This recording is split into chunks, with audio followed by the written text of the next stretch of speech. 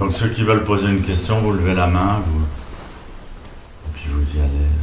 Même des questions simples, hein. Vous ne prenez pas la tête. Monsieur? Je relisais Maître Deshimaru, il parlait, en parlant de Zazen, penser du tréfonds de la non-pensée. Oui. Est-ce que vous pouvez développer un petit peu? Oui, ben c'est comme c'est comme le son du mental. Si on le laisse passer, en fait au début il n'y a rien, puis on entend blablabla, puis ça s'amplifie comme le monsieur qui est passé dans la rue tout à l'heure. Ça s'amplifie, quand il est juste devant la porte, on entend tout ce qu'il dit, ça devient réel, etc. Puis après il s'éloigne petit à petit, et puis à la fin on retourne au silence. En fait, penser du tréfonds de la non-pensée, c'est d'une part être conscient que l'on pense,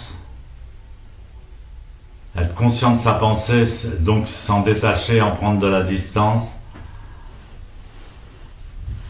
et être conscient qu'on ne pense pas. Les deux. Penser du tréfonds de la non-pensée. Et puis des fois, parce qu'en général, en fait, le mental s'enchaîne, c'est une chaîne sans fin. On pense à un truc qui nous fait penser à un autre truc, qui nous fait penser à un autre truc, qui nous fait penser.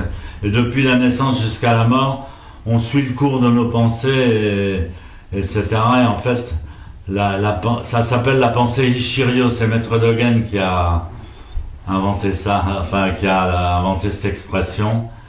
Et donc, penser hi, ça veut dire au-delà, la pensée absolue. Et donc, c'est la conscience. On est dans la conscience, on n'est plus dans la pensée, on n'est plus dans le mental, on est dans la conscience. La conscience est éveillée, on voit les choses telles qu'elles sont, se déplacer, on bouge pas. C'est ça le zazen. Donc, apprendre à penser et à ne pas penser. Penser sans penser et ne pas penser en pensant. Voilà. Merci. Oui. Il y a beaucoup de codes, et notamment un code vestimentaire. Avec, Oui. Moi, j'aurais bien aimé avoir l'histoire un peu. Effectivement, notre maître disait le kimono blanc là, c'est la tradition japonaise, c'est un kimono style japonais. La grande robe qui s'appelle le kolomo, c'est le style chinois. Et le slip, c'est européen. Donc, effectivement, on a emprunté à différentes traditions orientales. Et le kessa, c'est ce vêtement qu'on porte. C'est le vêtement le plus traditionnel du zen. En fait, une fois, il y a un disciple qui a demandé au Bouddha, Maître, vous ne pensez pas qu'on devrait avoir un uniforme pour se distinguer, nous les disciples du Bouddha, avoir un uniforme pour se distinguer des autres. Et alors, comment vous le voyez? Et le Bouddha répond, ils étaient en train de traverser des champs de blé, des champs de riz, et il dit, je le vois comme des champs de riz. Parce que en fait, son vêtement spirituel, c'est toute la nature. Et le disciple, il l'a pris à la lettre et il a construit un kessa qui a l'exemple des champs de riz. Vous voyez, c'est inspiré des champs de riz. Et le kessa, ça se coupe point par point, comme on plante le riz. On a des petits épis de riz, on les plante, hop, alignés point par point comme un kessa. Et après, ça fait un grand champ de félicité. Donc voilà l'histoire du kessa. Donc ça, c'est la robe traditionnelle des moines. Et c'est l'esprit du zazen, parce que je parle souvent, j'explique la posture, il faut mettre les coudes comme ça, les mains comme ça, les pouces comme ci, et la tête comme ça, etc., etc. Mais... je sais plus ce que je voulais dire. Oui, mais à en croire les choses, on pourrait penser que c'est juste une gymnastique. Finalement, c'est juste une gymnastique. Ce qui fait la différence entre la gymnastique et le zazen, c'est le kessa, justement.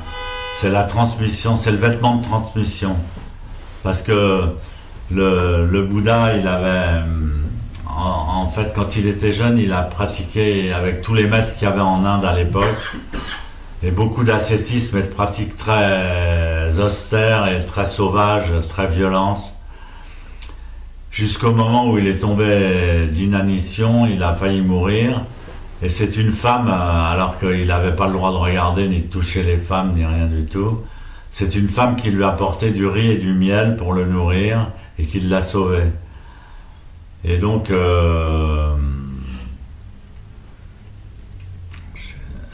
j'oublie ce que je suis en train de dire.